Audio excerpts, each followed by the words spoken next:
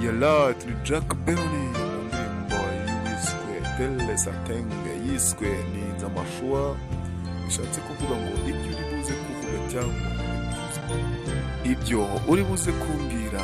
Reka dutangire twumve uburyohe bw'indirimbo ndayibatuye mwese ibashimishe. Ati sinigeze nibagirwa ariko waranyibagiwe, yewe n'izina ryanjye ntukizi no kurivuga. Ati bigaragara mba mbona umbeshya, ariko noneho uyu munsi ndaza kureba ibyo uri buze kumbwira rwose.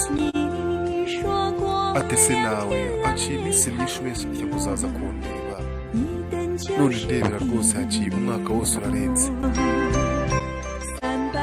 iminsi 365. Ntabwo biba byoroshye.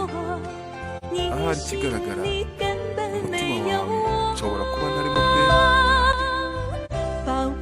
Basi niba wabishobora subiza urukundo rwanjye, garurira urukundo rwanjye. Aragira ati urukundo rwanjye warupfushije ubusa, garurira urukundo rwanjye. Ati sinibagiwe ariko weho waranyibagiwe, yewe ahari n'izina ryanjye ushobora kuba utibuka no kurivuga. Iki ni ikimenyetso kigaragaza yuko wambeshyaga, ariko uyu munsi ndaza kureba ibyo uri buze kumbwira.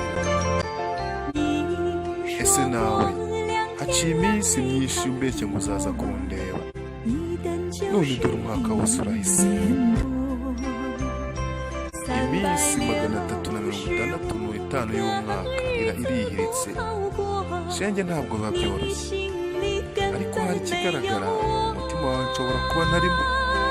Arasoza agira ati ndakuvumbuye, garura umutima wanjye warambeshye.